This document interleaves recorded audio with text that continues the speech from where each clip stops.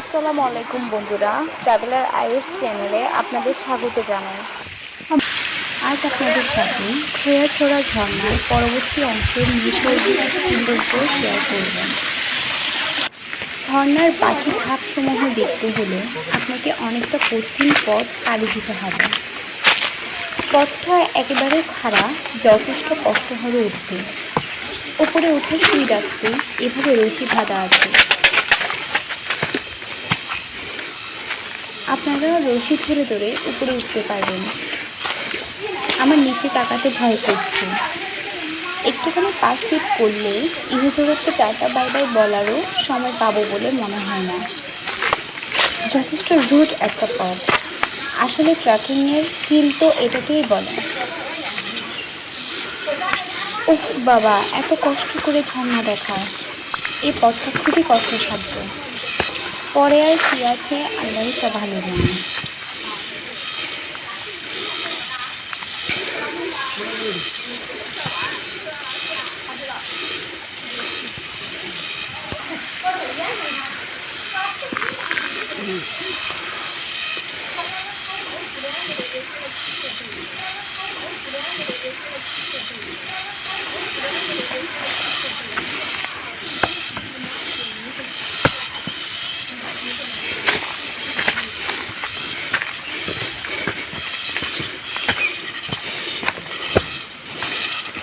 Chinese লোকটি মনে হয় নিচে নামবে। দেখি উনি কীভাবে নামেন। পরে আমাদেরও নামতে হবে এই পথে। কি ভয়ঙ্কর! আমরা এত উপরে কীভাবে উঠলাম? একটা কথা, এই পথে উঠতে হলে আপনার দুটি হাতে ক্লিয়ার থাকা লাগবে। যদি পানি বা এক্সট্রা কিছু থাকে তা ব্যাগে করে পিঠে ঝুলিয়ে উঠবেন, এতে ওঠার সুবিধা হবে। ওনার মতো এক হাতে পানির বোতল থাকলে নামতে বা উঠতে সমস্যায় পড়তে হবে।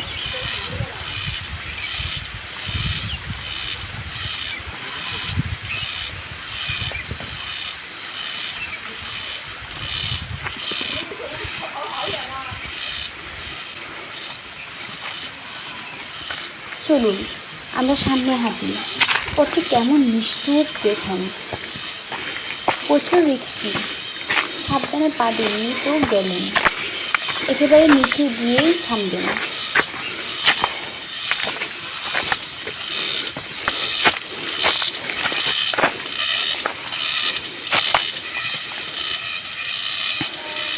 ওয়াও, পরিবেশটা কত সুন্দর! অনেকক্ষণ ধরে একটা বিকট শব্দ শুনছি, মনে হচ্ছে ঝিঝি পোকার শব্দ। শব্দটা অত্যধিক বাজে শোনাচ্ছে। কান ধরে যাচ্ছে, কিন্তু পোকাটাকে দেখছি না।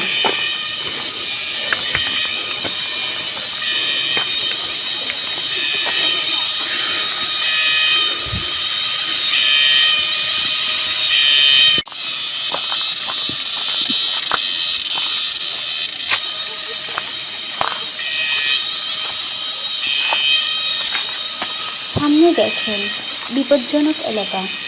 অতিক্রম নিষেধের সাবধানতা দেওয়া আছে। খুবই পিচ্ছিল জায়গাটা। সাবধানে পা না দিলে বিপদের সম্ভাবনা আছে। আমি এখন প্রথম ঝর্ণার উপরে দাঁড়িয়ে। যদিও ঝর্ণাতে পর্যাপ্ত পানি নাই, কিন্তু পরিবেশটা কি সুন্দর দেখুন। যদি আরও মাসখানেক পর আসা যেত, তাহলে বৃষ্টির পানির কারণে ঝর্ণায় অনেক পানি হতো।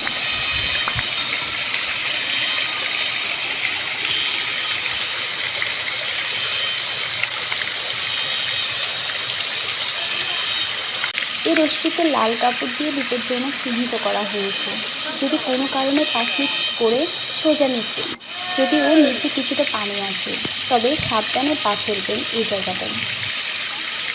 জায়গাটা অসম্ভব সুন্দর, যদিও আমার কাছে ভয়ঙ্করও লাগছে।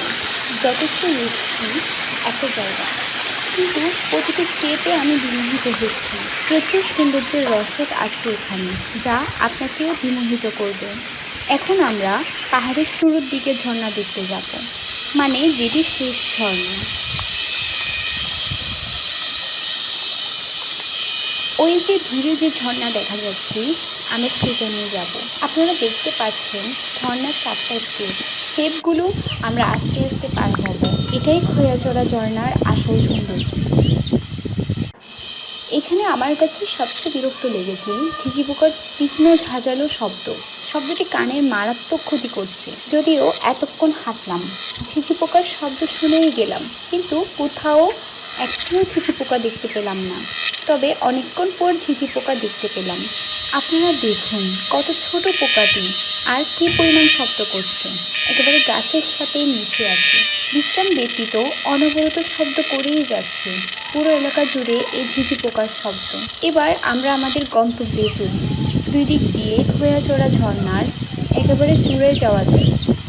আমরা যে পথে যাচ্ছি এটা পাহাড়ের উপর দিয়ে, আর অন্য পথটি হলো ঝর্ণার ঝিরি পথ, বা এক একটি ঝর্ণা এবং তার ট্রেল পার হয়ে যাওয়া। ঝর্ণার ট্রেল ধরে উপরের দিকে যাওয়া অনেকটা চ্যালেঞ্জিং হবে, তবে এখন পানি বেশি না থাকায় স্বাভাবিকভাবে যাওয়া যাবে। আমরা এখন এই পথটি দিয়ে ঝর্ণার উপরে যাব, আর নামার সময় ঝর্ণার ট্রেল ধরে নামব। এই পথটি খুব সরু, সাবধানে পথ চলতে হবে। এই পথ ধরে হাঁটলে আপনি পাহাড়ের সব সৌন্দর্য দেখতে পাবেন। সৌন্দর্য উপভোগের পাশাপাশি আপনার পথ চলাটা সাবধানতার সাথে হতে হবে, না হয় আপনার দিনটি আজকের মতোই শেষ। পরিবেশটা খুবই সুন্দর, কিন্তু এখানকার আর্দ্রতা অনেক বেশি।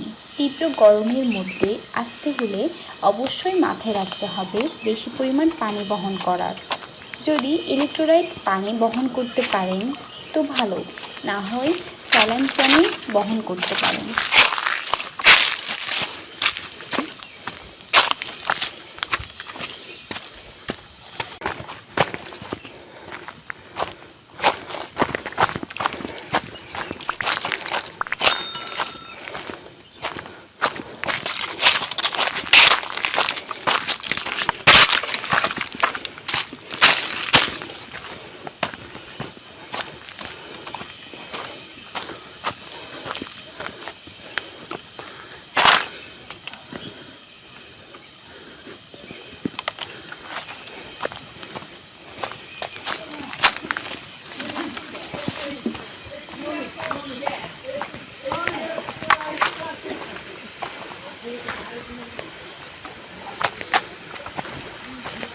আমরা আর অল্প হাঁটলেই ঝর্ণার একেবারে চূড়ায় পৌঁছাবো।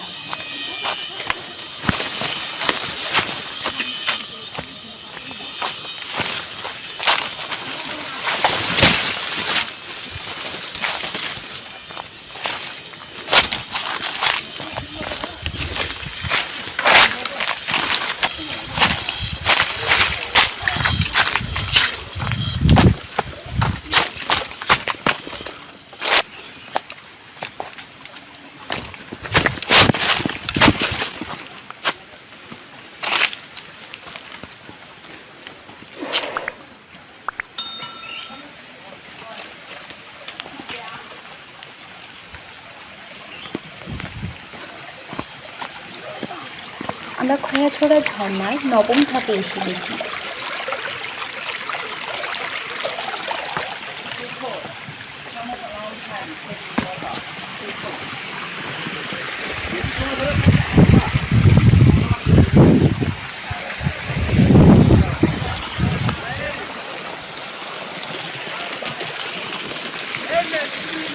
ওই যে প্রান্তটা দেখছেন তা হচ্ছে ঝর্ণার স্টার্টিং পয়েন্ট।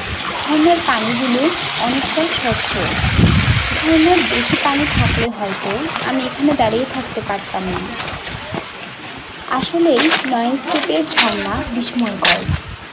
আমি বলবো আকার আকৃতি ও গঠনশৈলীর দিক দিয়ে এই ঝর্ণাটি নিঃসন্দেহে এখনও পর্যন্ত বাংলাদেশের সবচেয়ে বড় ঝর্ণাগুলোর একটি।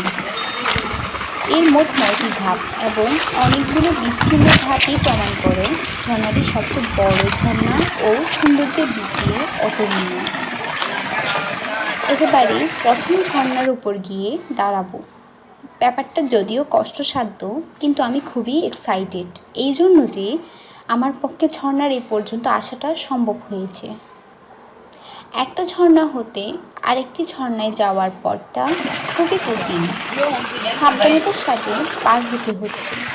এই পথে নামাটা অসম্ভব, উপর দিয়ে গিয়ে নিচে নামতে হবে।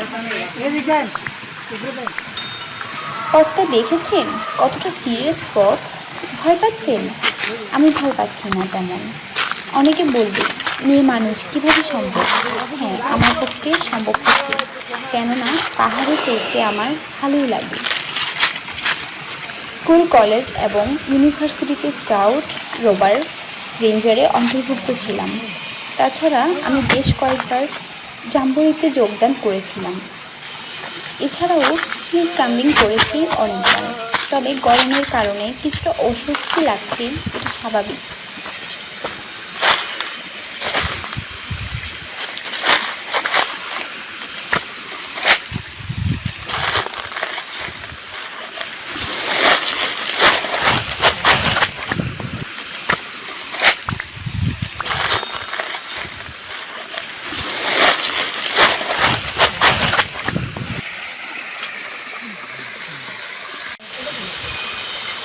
উপর থেকে ঝর্ণার 3টা ধাপ।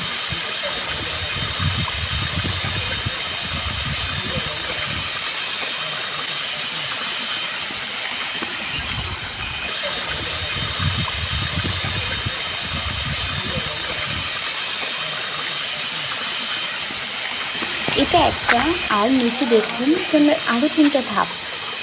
চমৎকার দেখতে, প্রকৃতি তার পুরো সৌন্দর্য ঢেলে দিয়েছে এখানে। নিচের ধাপে নামার এই একটি সহজ পথ,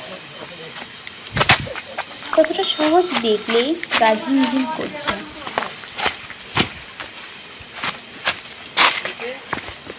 কিছু করার নাই, এই পথেই নামতে হবে। গাছের পাতা পড়ে পথটাকে আরও কঠিন করে তুলেছে। পা দিতে সাবধানে দিতে হবে, পা দিতে সাবধানে দিতে হচ্ছে। পা যদি স্লিপ করে কিছুই নাই ধরে থাকার জন্য।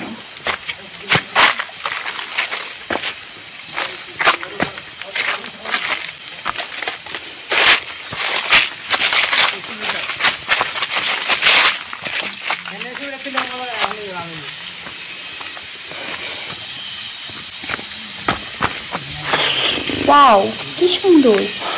আফসোস, শুধু ঝর্ণা ভর্তি পানি নাই।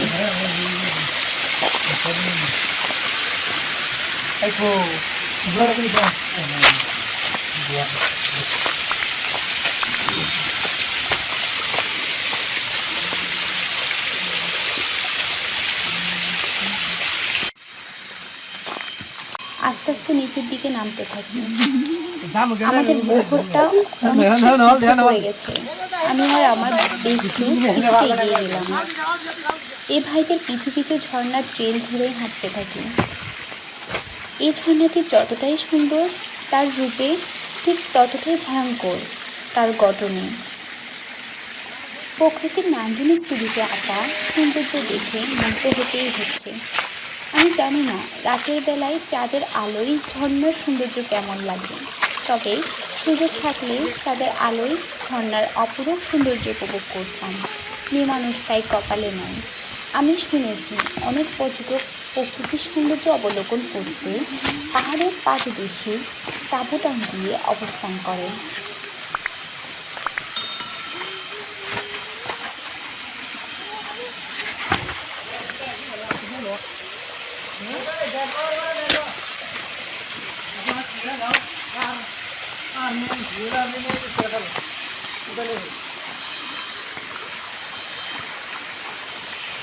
এই ঝর্ণাটি যতটাই সুন্দর তার রূপে, ঠিক ততটাই ভয়ঙ্কর তার গঠনে।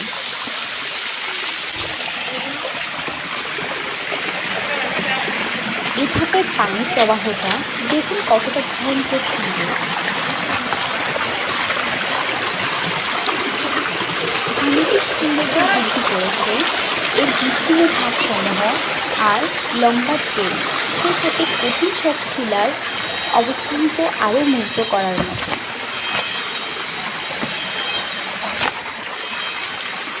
ট্রেন হতে উপরের পাহাড়ের দিকে তাকালে মনে হবে আমি বিশাল গর্তের মধ্যে আছি। এখানকার শিলার গঠনশৈলী যথেষ্ট বিপদসংকুল।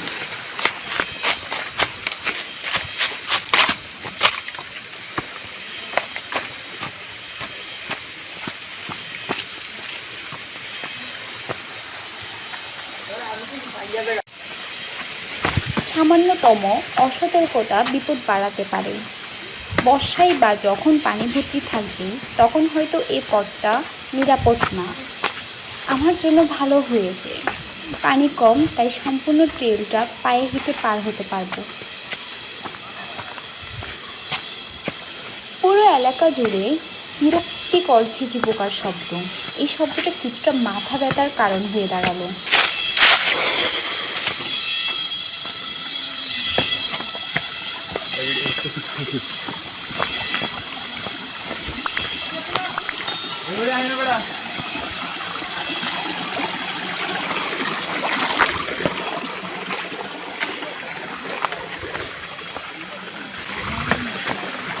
Wow!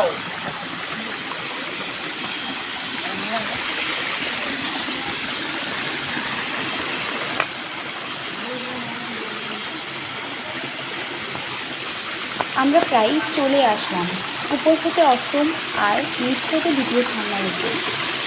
ও মাই গড, মন ঝোরানো সৌন্দর্য।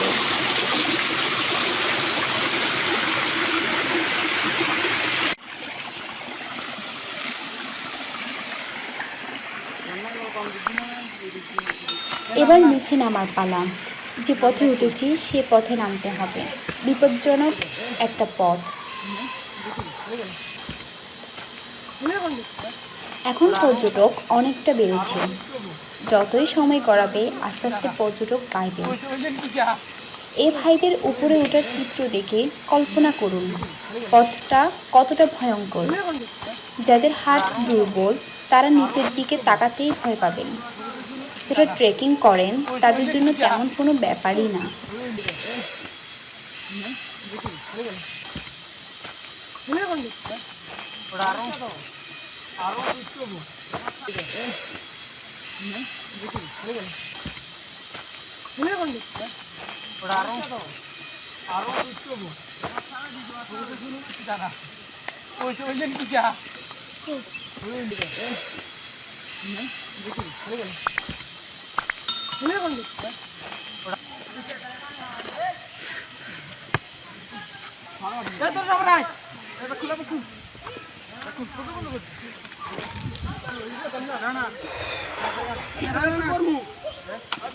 আমি এখানে অপেক্ষা করছি। তারা উপরে আসার পর আমাকে নিচের দিকে নামতে হবে,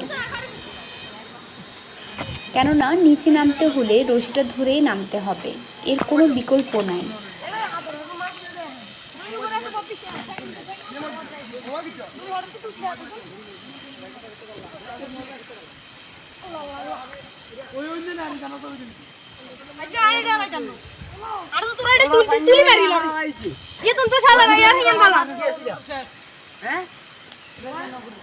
এবার আমার নিচে নামার পালা। আমরা নামে পা বাড়ালাম। রশিগুলো দেখতে মনে হয় দুর্বলভাবে বাঁধা আছে, কিন্তু যথেষ্ট শক্তভাবে বাঁধা আছে।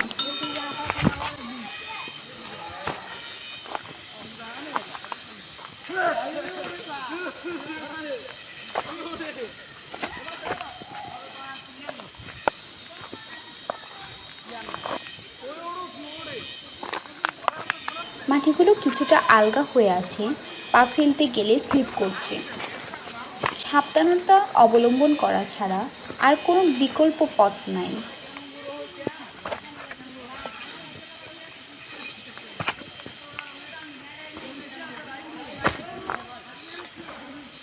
ভিডিওটা দেখেন কি সুন্দর।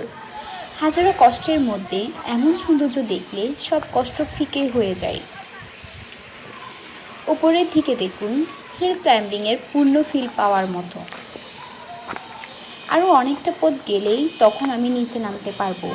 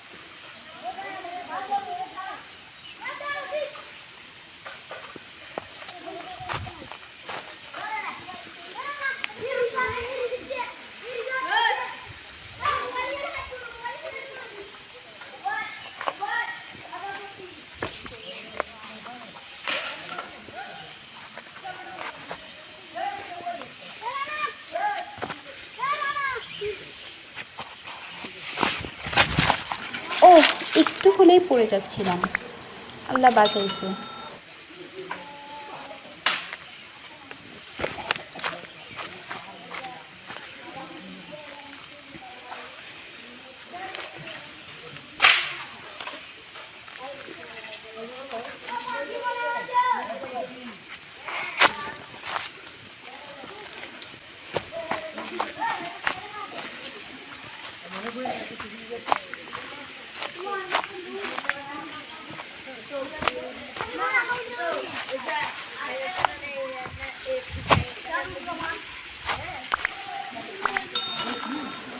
আল্লাহর রহমতে শেষ পর্যন্ত নিচে নেমে আসলাম।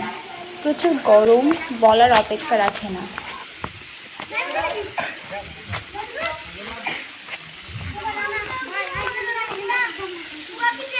হাত মুখে একটু ঝর্ণার পানি দিই, এখন অনেকটা ভালো লাগছে। ভ্রমণ করতে যতই শারীরিক ও মানসিক কষ্ট হোক না কেন, আপনি যখন প্রকৃতির সংস্পর্শে আসবেন, আপনার সব কষ্ট পানির মতো হয়ে যাবে। আমার বর্তমান অবস্থা ঠিক এমনই। আজ এই পর্যন্ত। খয়াছড়া ঝর্ণা নিয়ে আরও একটি ভিডিও আপলোড করব ইনশাল্লাহ। ভিডিওটিতে খয়াছড়া ঝর্ণায় কীভাবে আসবেন, কোথায় খাবারের ব্যবস্থা ইত্যাদি নিয়ে আলোচনা করব। তার পাশাপাশি সম্পূর্ণ ট্রেনটি আপনাদের দেখানোর চেষ্টা করব। আমার ভিডিওটি সম্পর্কে আপনাদের পরামর্শ বা মতামত কমেন্টস করে জানাবেন। লাইক, শেয়ার ও সাবস্ক্রাইব করে পাশে থাকবেন।